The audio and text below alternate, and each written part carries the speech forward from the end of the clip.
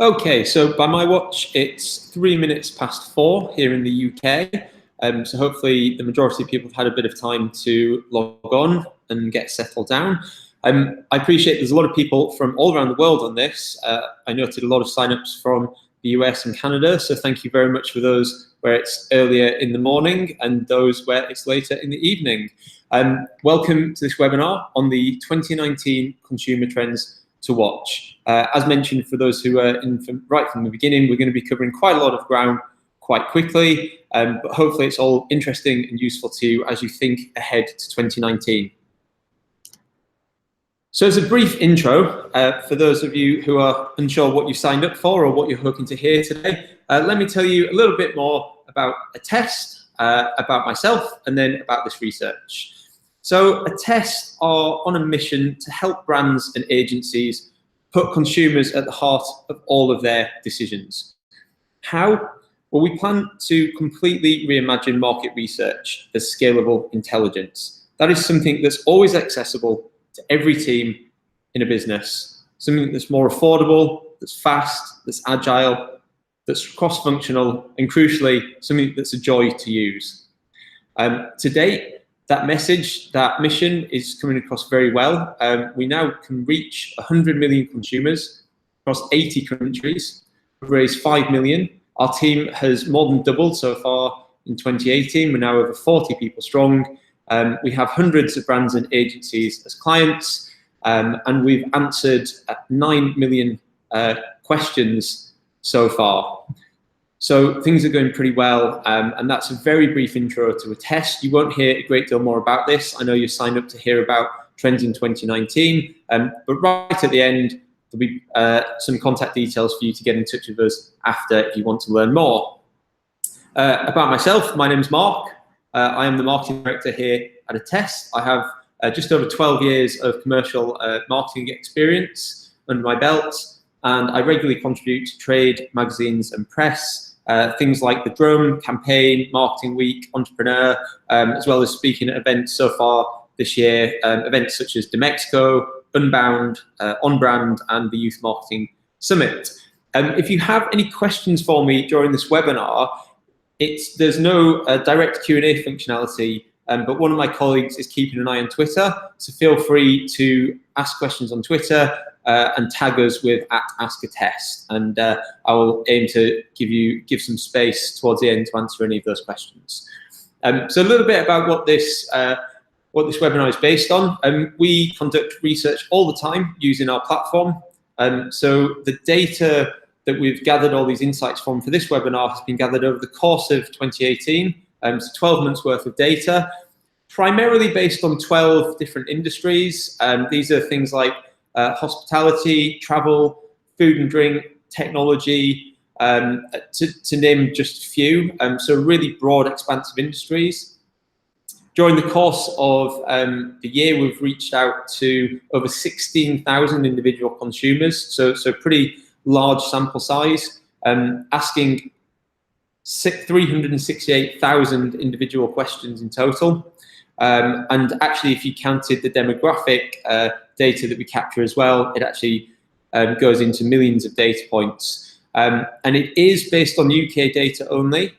However, there are lots of universal lessons to be learned from the things that we've gathered. And there's lots of global brands as well in here. So definitely a lot of interest for those who are not just UK only.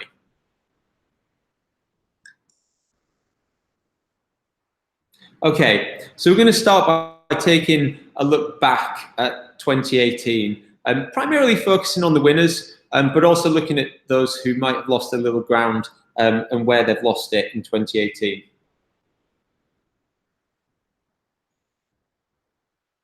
So I'm just going to let you digest this a second.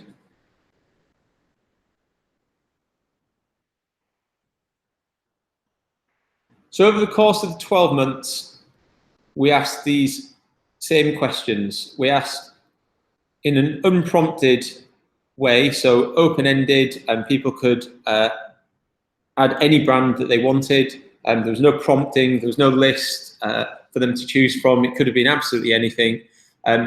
Who do you think is the most innovative brand? which brand do you trust the most? And which brand would you most like to work for? We asked these consistently across these surveys over the 12 months. And coming back from these 12,000 consumers over the specific surveys, in rank order, these are the brands that kept topping our consumer responses. So as you can see, Apple kind of dominates across the board. They are still, in terms of the consumers we canvassed, the definitive brand.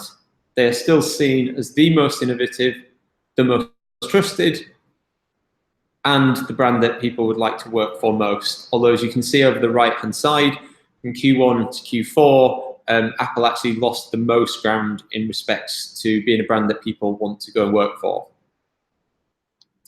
So, sticking to the most innovative column to start with, Nike were the most improved. So we looked at everyone that answered questions in Q1 and then compared it to how many people gave the answers in Q4. So the most improved between Q1 and Q4 in terms of people naming the brand as most innovative was Nike. They got basically 50% more people said Nike by Q4 than they did in Q1.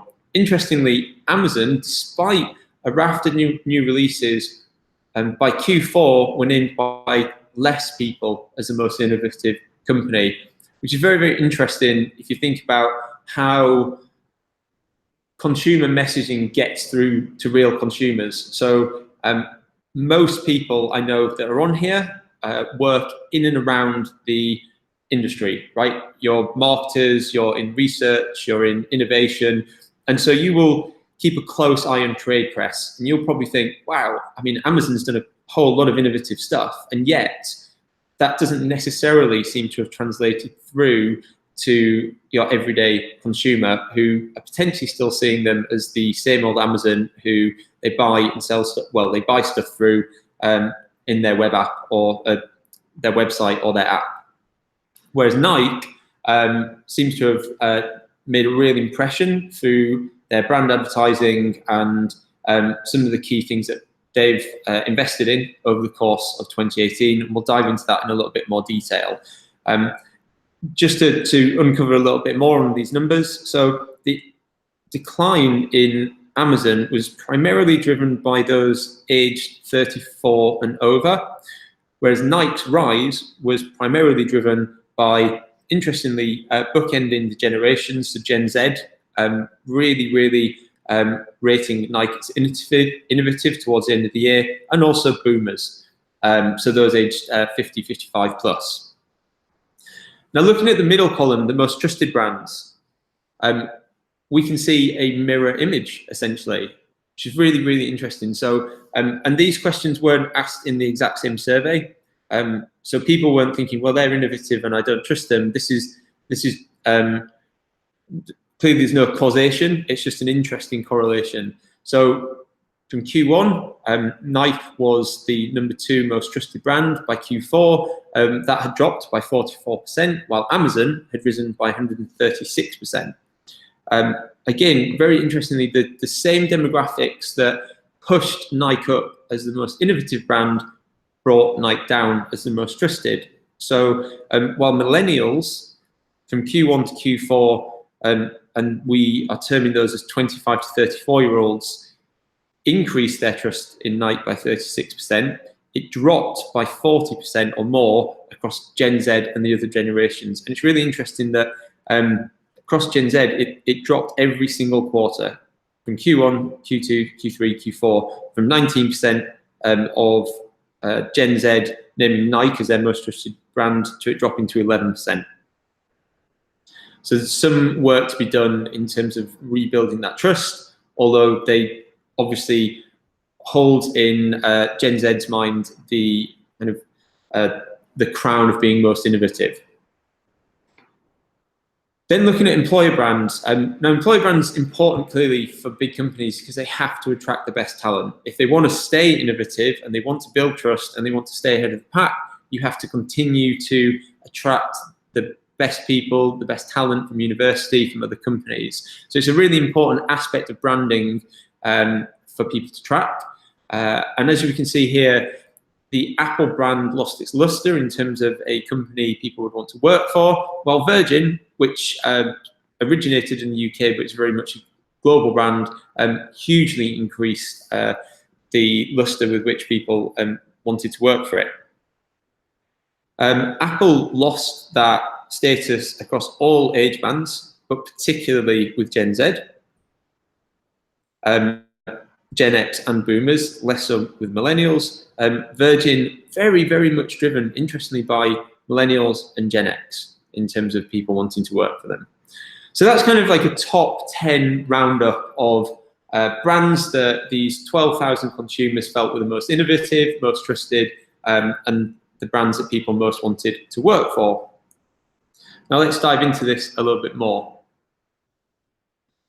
So you might all have heard of FANG, which is stands for these kind of top technology companies: Facebook, Apple, Amazon, Netflix, and Google.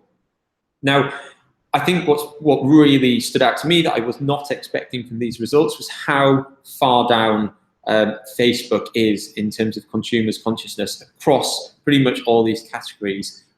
We all know that Facebook's had a number of setbacks this year when it comes to privacy and data, Cambridge Analytica being the biggest thing to have hit them in that respect. And that's really seen their trust plummet. So across the year, they ranked only 149th within this table of most trusted brands. Netflix, also, I was quite surprised at how low down that is at number 60. Given it seems to be playing such a large part in people's lives. But this definitely is a kind of pause for thought when it comes to Facebook in particular. Only number 27 for most innovative, and only number 30 as someone that people aspire to work for. Meanwhile, Apple, number one position across the board, as mentioned. Why? A few things come to mind. So they still have this launch event every year that captures the attention of consumers and mainstream press like no other brand really manages to do,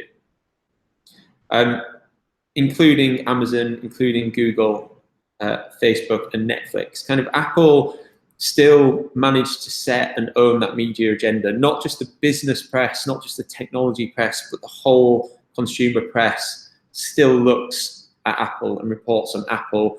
What are their new products? How are they setting the pace? And while those in the industry may think Apple's getting slightly less innovative, that capturing of the mainstream attention for now is keeping it at number one.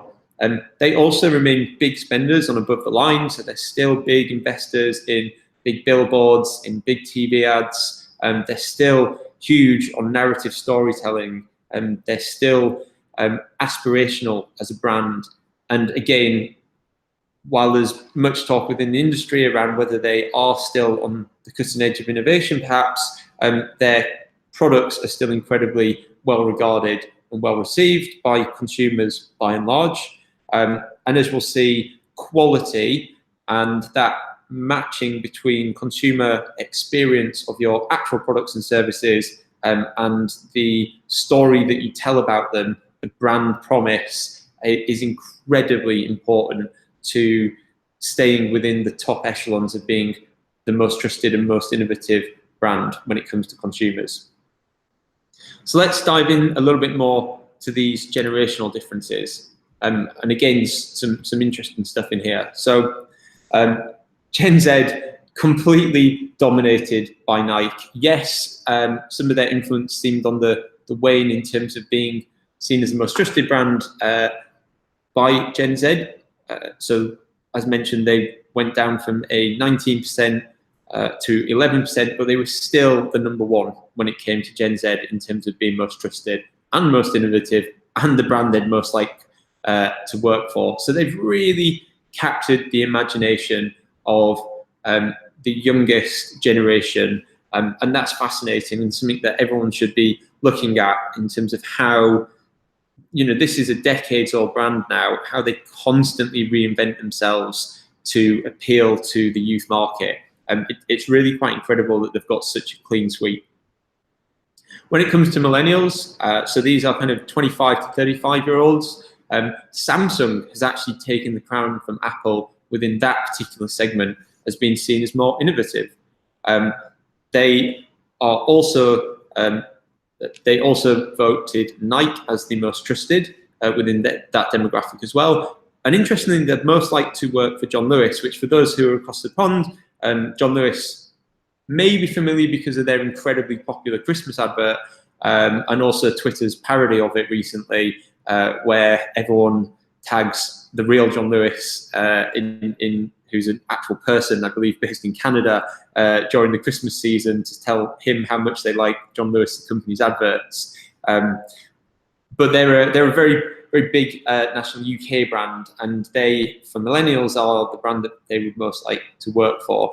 Possibly to do with the fact that they rebranded this year as John Lewis and Partners to really emphasize their ownership structure, which is an employee ownership structure. So they really emphasize that everyone who works for John Lewis has a stake in the business, and that clearly is appealing to millennials in particular.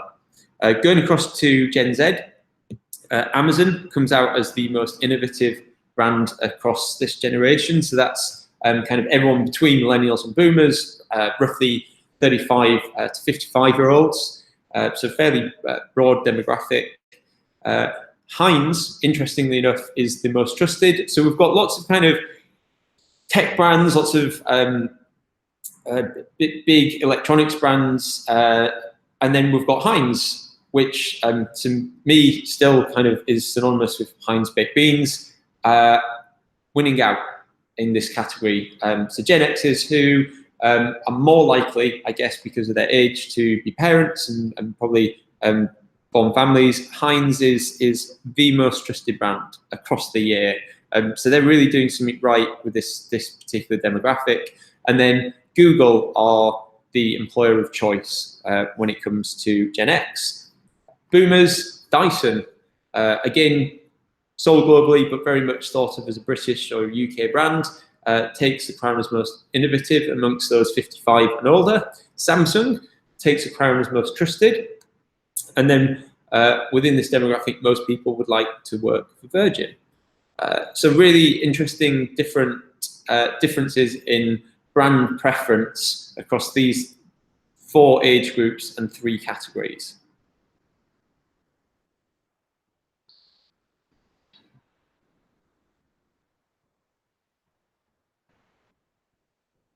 So here we've just got a few other fun little facts that we were able to pull out of the data.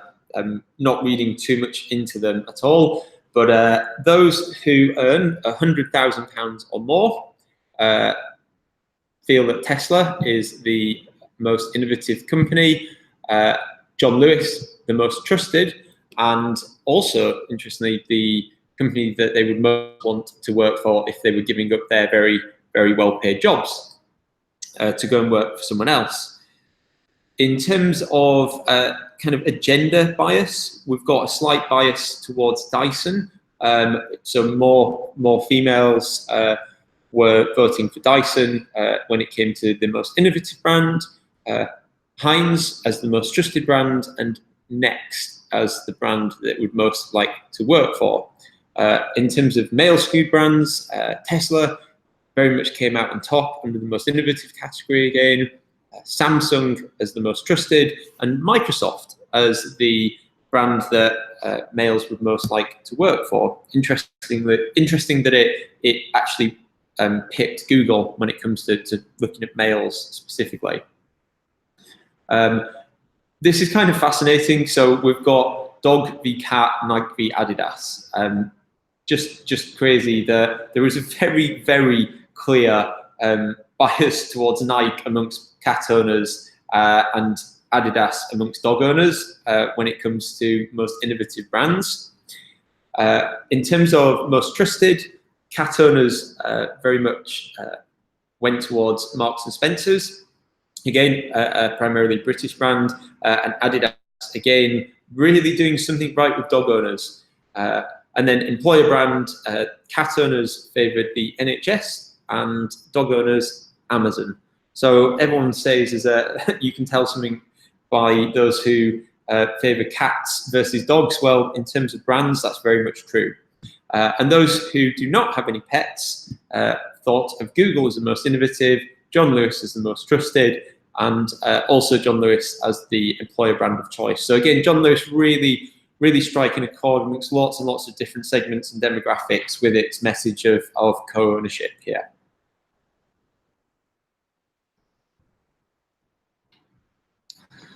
So after we asked everyone these questions around who did they think were most innovative, who they wanted to work for, and who did they trust the most, we asked why. We also asked across all of our brand indexes, so these were the indexes where we looked at the most well-known brands across the 12 different categories or markets. We asked people to rate them on an NPS scale, so Net Promoter Score. That question is essentially, would you recommend this brand to a friend or colleague? We took out everyone that scored a 9 and a 10 and asked them why. Like, what were they doing right? And these are what the next two slides are going to explore.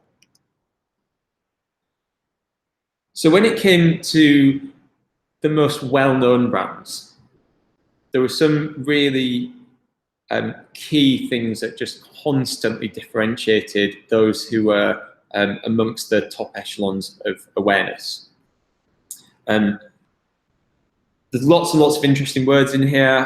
One of my favorites that sticks out in the top right is chicken. Chicken was a big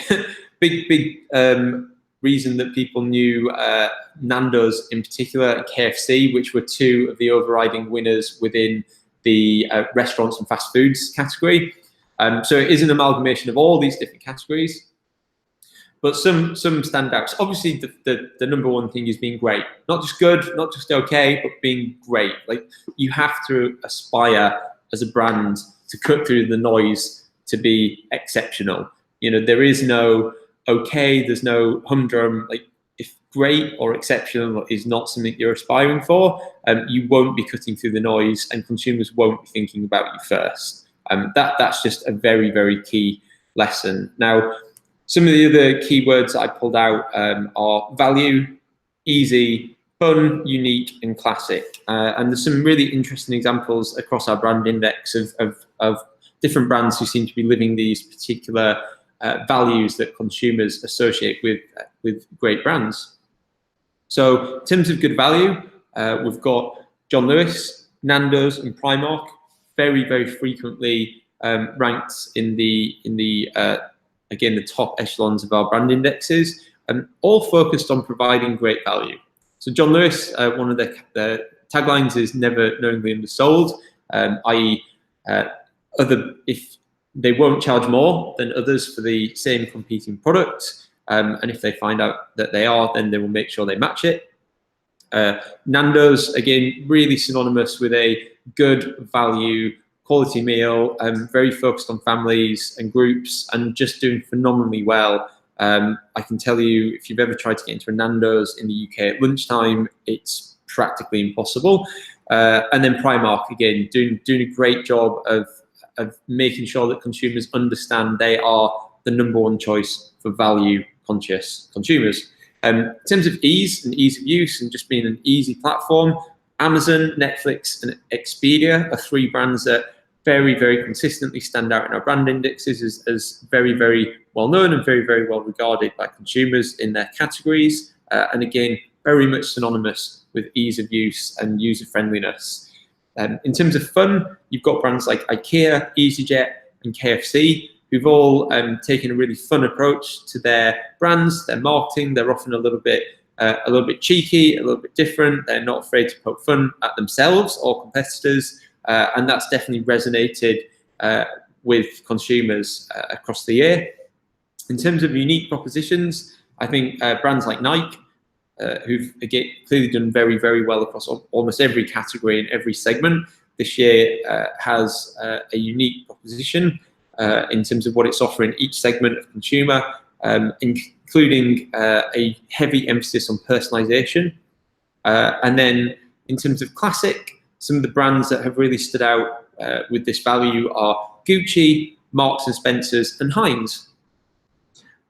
So it's worth looking at what all these brands are doing to kind of earn these values being associated with their brands, and that consumers want. Like, these are the things that consumers want. So one of the key lessons looking ahead to 2019 is, if your brand is aspiring to be associated with certain values, certain keywords in a consumer's mind, then definitely think about value, easy or ease of use, fun, uniqueness, and classic as words that you should be aspiring for.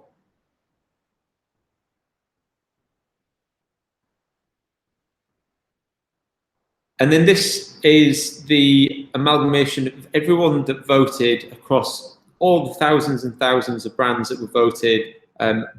They gave them an NPS, or a Net Promoter Score, of 9 or 10. So these are the promoters. These are the consumers who love these brands. They want to recommend them to their friends and their family. And 4 phrases just completely stood out amongst every other reason that people were a promoter. So good quality products.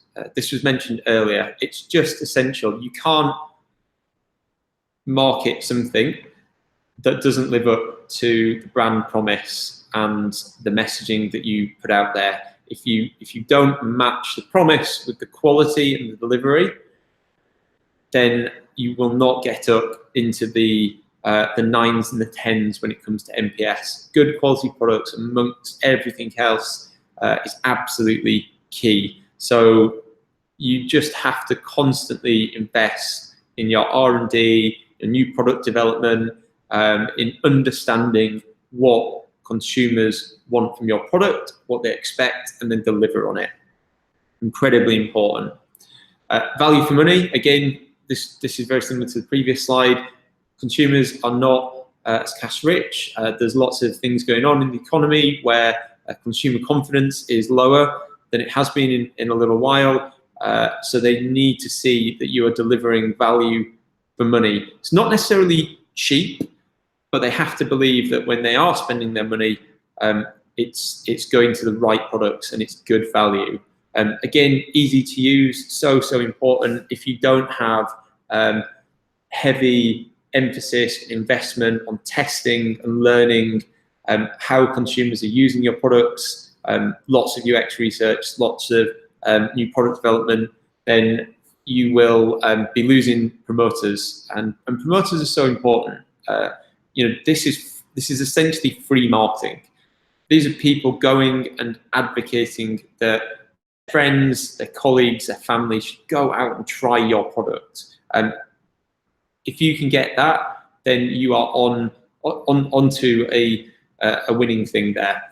And then finally, the range of products. It's no secret that consumers are inundated with choice. The internet puts the entire world at people's fingertips.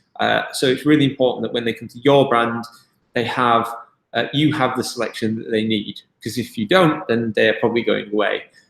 So providing that choice and that range of products, incredibly important as we head into 2019.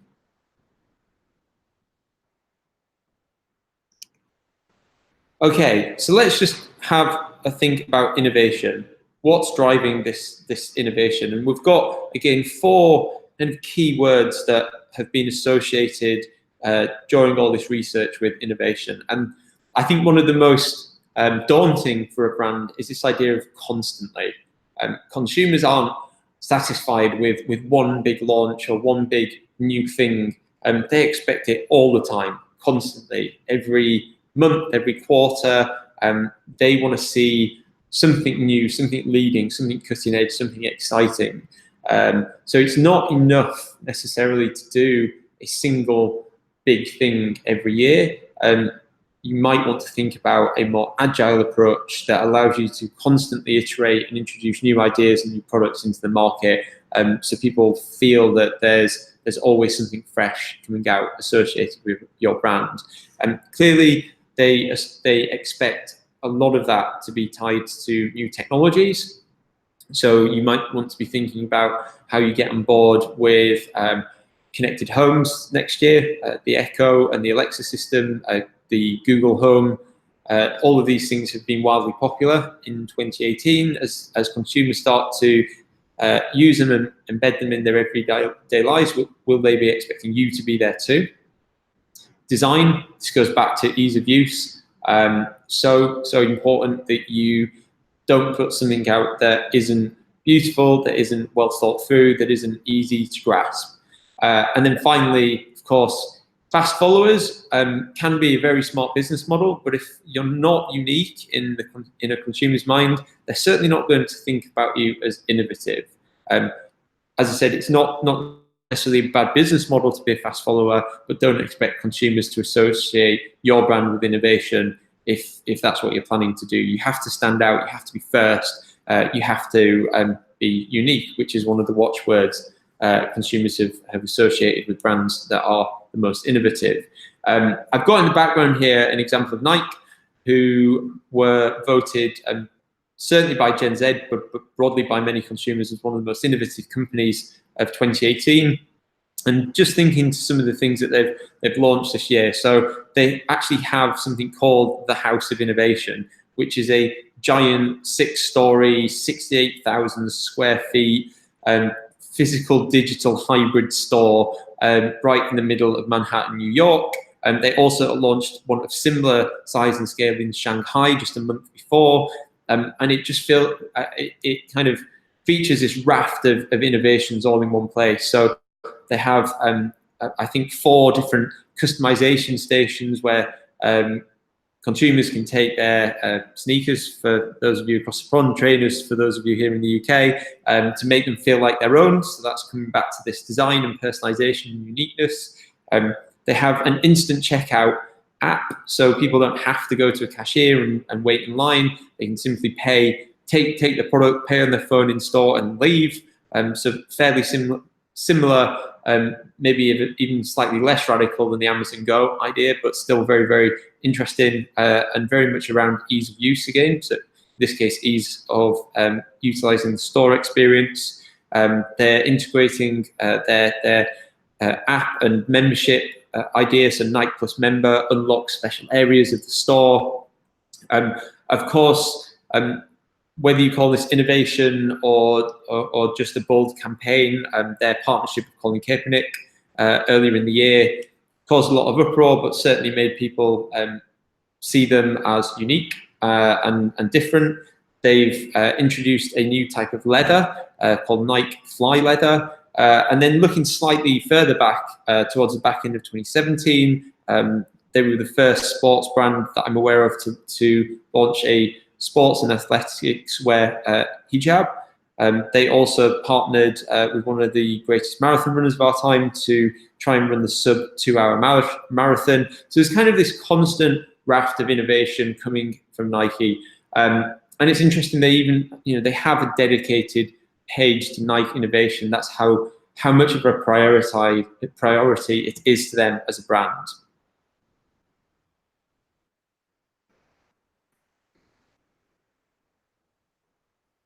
So here, another really crucial thing that came out across almost every survey. Every time we go out to consumers and ask them, why do you love a particular brand? What makes them stand out? What helps you think about them in a positive way? Why would you promote, give them a 9 or a 10 NPS? It's customer service. Customer service just constantly stands out as a #1 driving factor around consumers being engaged with brands. So really, whether you are a product or a service business, whether you're online or offline, whether you are a retail store or an e-commerce store, no matter what you're selling to consumers, you've got to remember that you are a service business, and consumers expect to be able to reach out to you, to interact with you, whether that's through social media, which is something that people have been adopting for great deal of years now, so not necessarily particularly innovative, just expected, through to thinking about using AI and machine learning to drive chatbots and automate some of that customer service, but in a really natural way.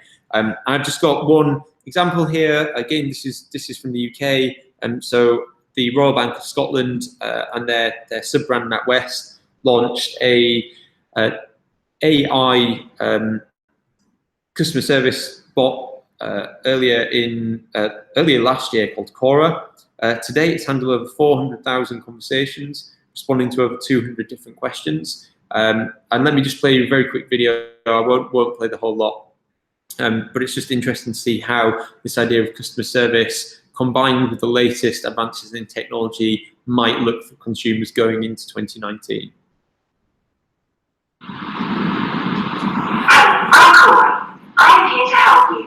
Currently, I can help with the topics on the right. I've lost my card. Do not worry. Losing a card can happen to anyone. It's easy to replace, especially when you're online. Was it your debit, credit or savings card? Debit cards. Do you have online banking? Yes. Great. Log into online banking in the other tab at the top of the screen and select cards from the left-hand menu.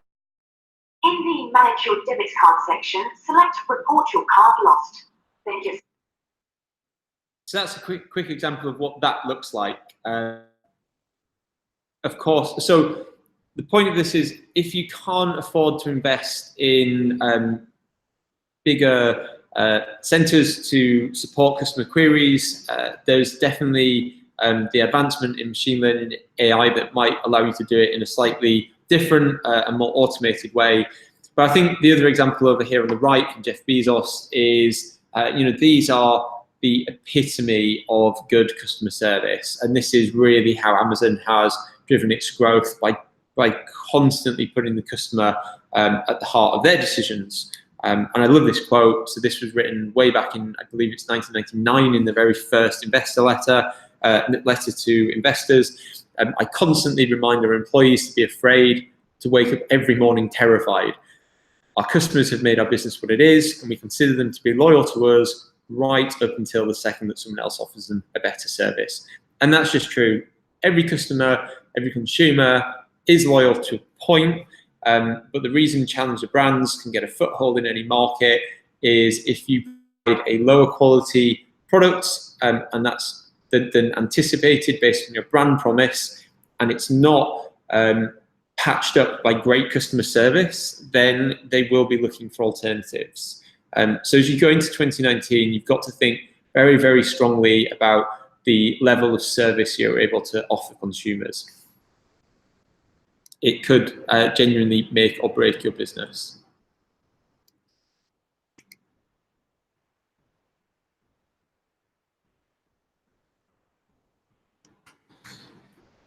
Sorry, lost control of the screen for a second. Here we go.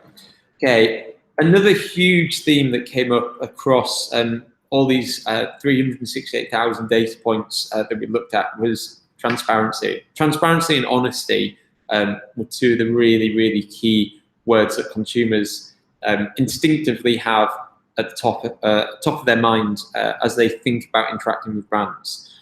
So Monzo is a really interesting example here in the UK of a challenger bank who've grown like wildfire since launching a couple of years ago.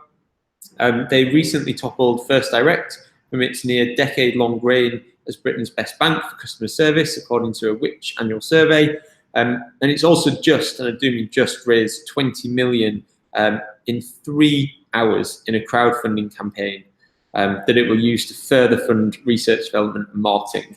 I mean, that's just absolutely incredible. 20 million raised from consumers in 3 hours. That's the kind of avid loyalty and brand love that Monzo has managed to capture.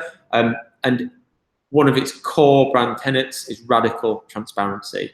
They're building the company around it. And just one example of that in practice is that within the company, with one caveat, well, within the company, everyone can see all of the emails that everyone else sends.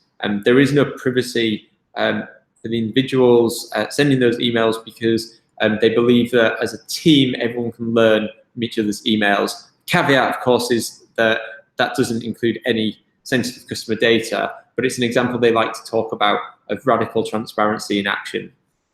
Of course, GDPR was a huge driver of the conversation around transparency and honesty this year, and I think it will continue to be top of mind for consumers going into 2019. Very, very likely one of the areas that Facebook has massively lost out on this year. Of course, everyone's been talking about blockchain. It's something that still people are trying to understand the applications for it above and beyond cryptocurrencies, but one of the really key areas that it could shake things up is the supply chain. So blockchain is being adopted by IBM to try and drive more transparency in the supply chain across food and drink across the food and drink category. Apple earlier in the year was widely praised for releasing its own report into its supply chain, and some unflattering things that came out of there, but they released it. It wasn't released by someone else. They were very transparent and honest with it, and then very deliberately talked about how they would address some of their failings and the things that weren't as good as they should be.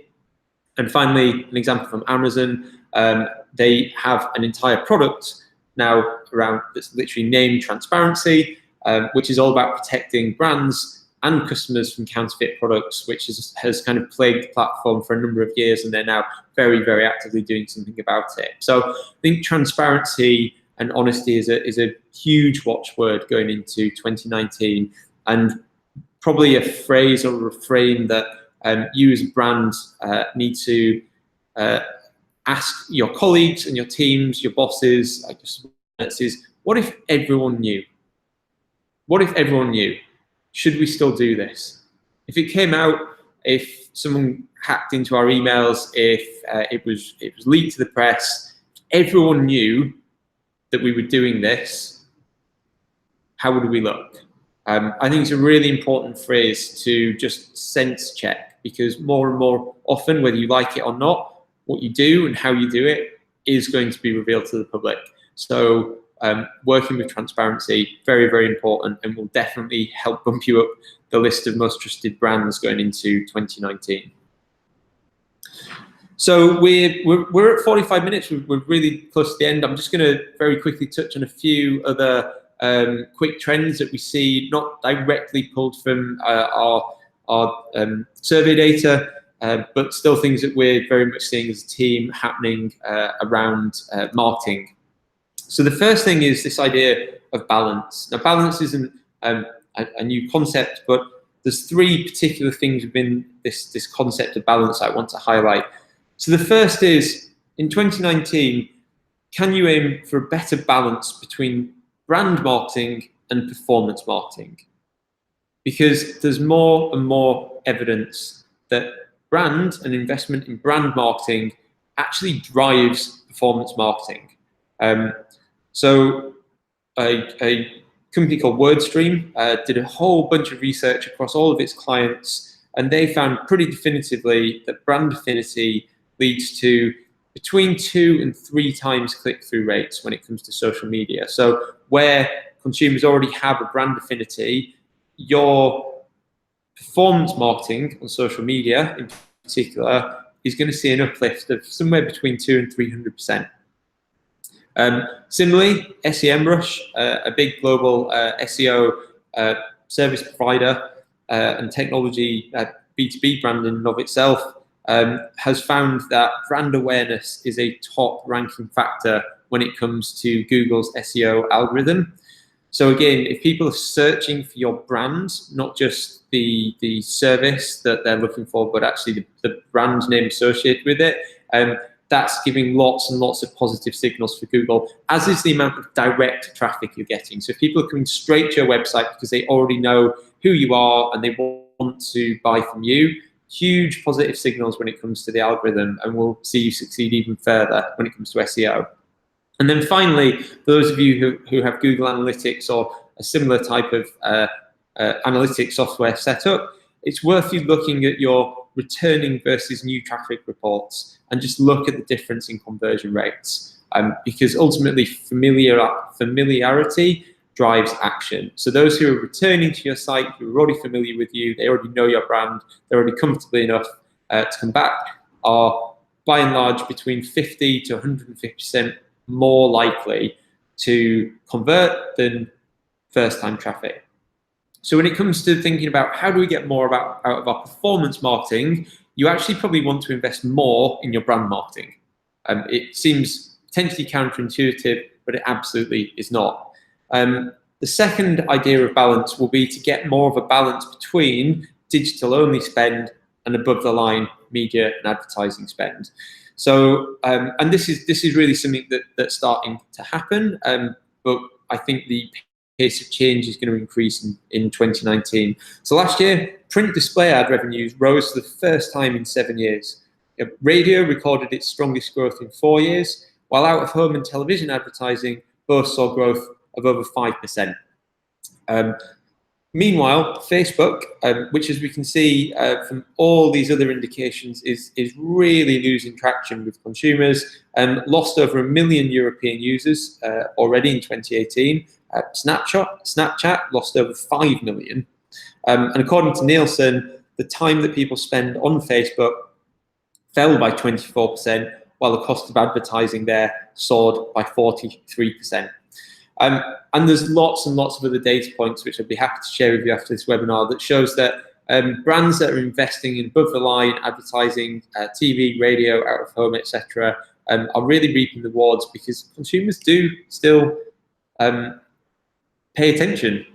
And so it's really, really important that you consider the balance. And here's just one example. So Procter & Gamble, obviously a very, very heavyweight investor in traditional media, actually cut their digital ad spend by $200 million in 2018, and yet they saw an increase in reach of 10%, which is kind of crazy, but it shows that there's a balance to be struck there. So if you're looking at your fresh investments next year or doing zero-based budgeting, reconsider whether you want to put all of your increase in spending into digital, and maybe rethink whether you want to be doing some increasing some more spend across traditional channels. And again, we have no stake in this. It's just something that we've been seeing across the industry over the course of this year.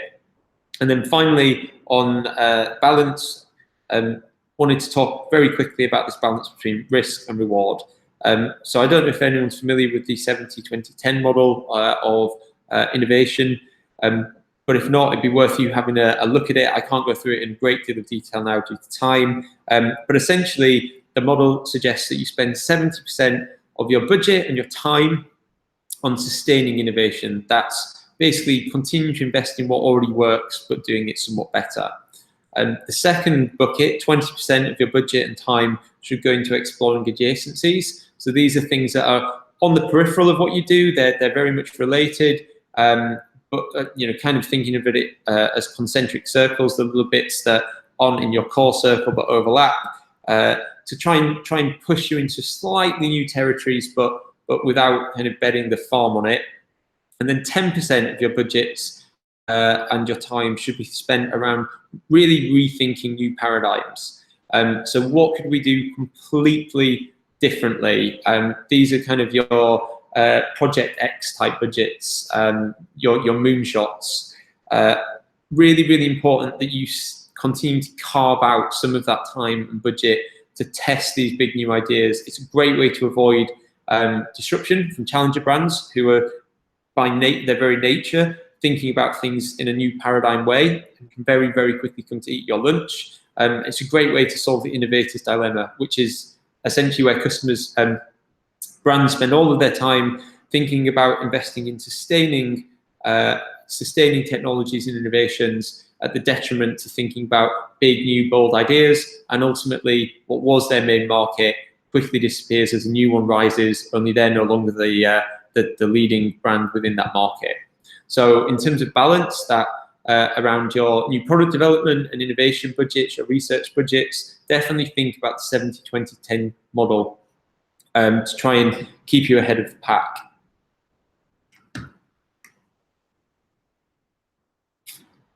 Final slide.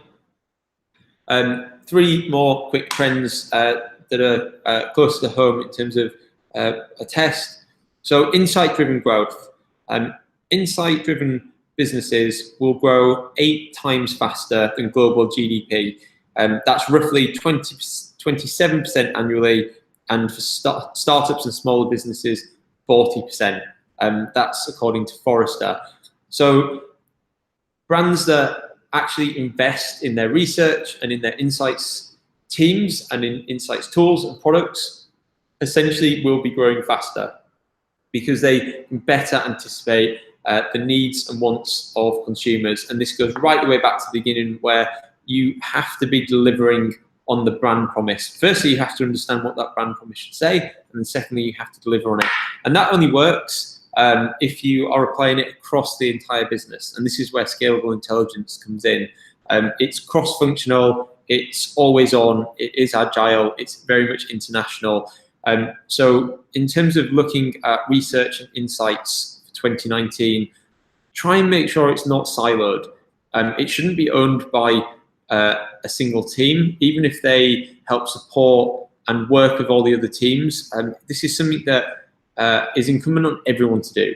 Everyone has to understand consumers. Everyone has to have a direct relationship to consumers if you want to stay ahead, if you want to stay, maintain your edge. That's across understanding new markets, jobs to be done, creating segments, through to validating creatives, validating new pricing, new propositions, packaging, new product development, through to understanding where our audience is going, what is capturing their attention, how do we reach them, doing media planning, and then of course looking at what works, measuring the things that are having the biggest and most impactful business results. And then finally, one very quick specific thing that we're seeing. We think one of the reasons there's an increase in investment across traditional media is that it's less traditional than it once was, and out of home is going digital, TV and radio is going dynamic, which means you can now create and insert very specific, very tailored, very personalized ads and messages across a multitude of specific channels. And so this idea of dynamic media planning is growing, and brands are really starting to see that they can leverage the impact that once traditional media has with the amazing targeting and power of personalization that digital offers. So in terms of dynamic media planning, definitely check out some of the stuff that's written around this at Attest, and we think it's going to be much bigger in 2019 and certainly growing into 2020 and beyond. So that's it. As promised, quite a whirlwind, a lot to think about, a lot to take in, hopefully some really actionable things to go away with as you plan and think about staying ahead in 2019. I believe we have one question that's come through, so I'm just going to pull this up.